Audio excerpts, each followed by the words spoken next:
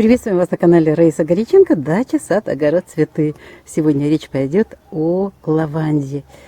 Хочу успеть заснять вот эту красоту, изобилие цветения. Это краска необыкновенное, утро еще. И буквально вот такие нежные-нежные еще цвета, не выгоревшие.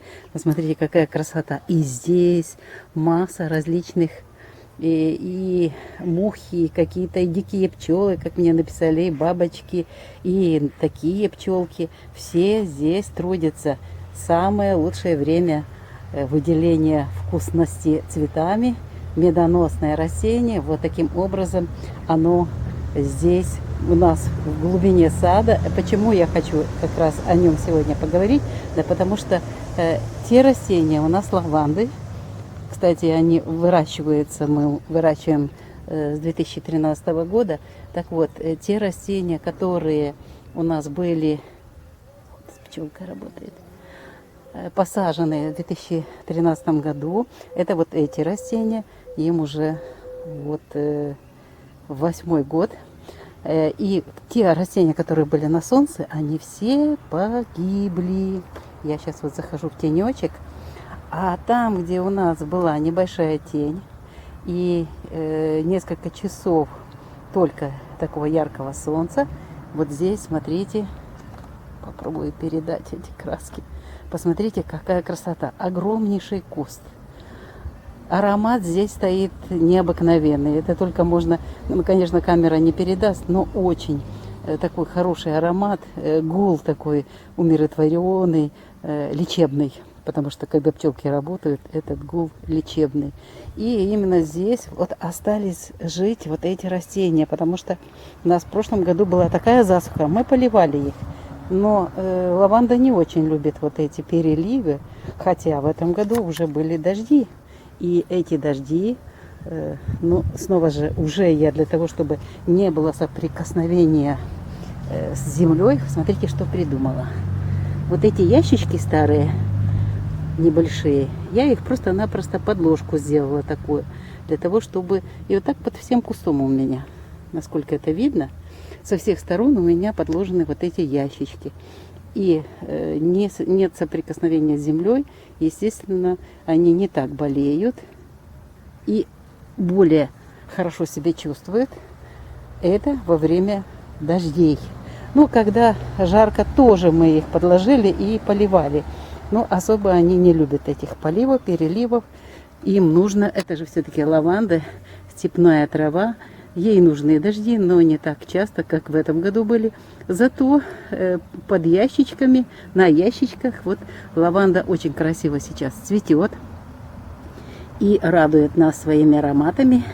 Выберем день, там в Овне уже хорошо надо будет собрать немного хотя бы цветочков, для того, чтобы их заготовить себе на просто и аромат, чтобы был в доме очень приятный на зиму. Это очень хорошо. Вот, смотрите, какая это красота, благодать. Но это не все, это один куст, представляете? Вот один куст, сколько он места у нас занимает, возле елочки, между розочками. Как-то они дружно живут здесь. Вот. А там, где у нас больше тень, здесь еще есть у нас тоже другие пряные лекарственные травы. И здесь именно от тех кустиков, где тень, наиболее густые вот эти пышные веточки с прекрасными цветочками этой лаванды. Но это еще не все. Еще вот один уголочек сада. Правда, насколько это можно... Сейчас так вот тенек, полутень. Вот там, где тень, там наиболее красивые кусты и наиболее красивая лаванда и цветы. Вот здесь получилось, что розу ветер опустил на землю. И вот смотрите, какое получилось красивое сочетание. Розовое с фиолетовым. Сама природа, ветер, земля создает вот такую очень красивую композицию. Вот они... Только-только здесь они позже зацветают, эти кустики. Здесь 3 кустика. И те, что в тени, вот они все выжили. А там, где были у нас открытый грунт, от них ничего не осталось. Вот смотрите, какая это прелесть. Пчелки трудятся. Получайте релакс. не только одни помидоры, огурцы, но в нашей жизни есть и красота, есть вот приятные такие вещи. Да, и, кстати, очень любят вот это растение, вот эти дикие осы, дикие пчелы, которые делают вот эти дырочки на розах. Смотрите, как они здесь. И тут тебе и вкусность из лаванды, ну и тут и еда, первое, второе из листиков розы. Вот что они делают. Вот их нельзя убивать. Они занесены в Красную книгу. Кто-то из зрителей мне уже и не один написал. Но мы не обрабатываем их, только в теплице биопрепараты берут, а вот на улице мы не обрабатываем ничем. Здесь естественный симбиоз. Все, кто хочет жить, живет, и пчелы, и дикие пчелы, все они прекрасно находят общий язык, никто ни с кем не воюет.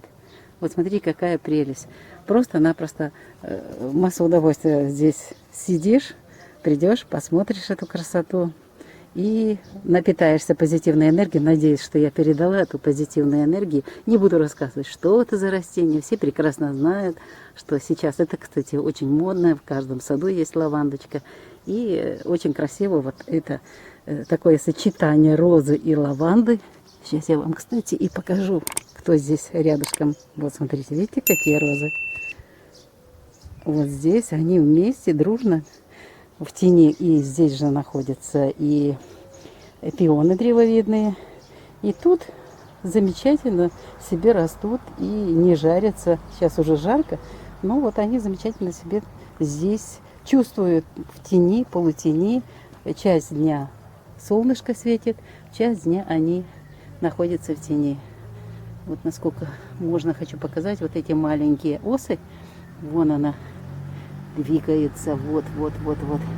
Вот кто дырявит наши листья, занесенные в Красную книгу. Вот малышка идет такая. Видите? Желтенькая такая, симпатюля. Ну вот эти симпатили выедают наши листья, не только роз, но и овощных растений. Ну что поделаешь, просто-напросто там, где теплица, проще все удерживать в пространстве закрытом, порядок и обрабатывать биопрепаратами. Ну что ж, я думаю, что я вам вот это настроение, прекрасное настроение сегодняшнего утра, где работают, трудятся пчелы, различные дикие какие-то насекомые. Все здесь в гармонии, в мире. Никто никого не притесняет. Даже вот листики поели вот эти пчелки, зато все равно розочки зацветают. Каким-то образом они находят друг другу поддержку, помогают. Желаем вам всего самого доброго. Удачи вам.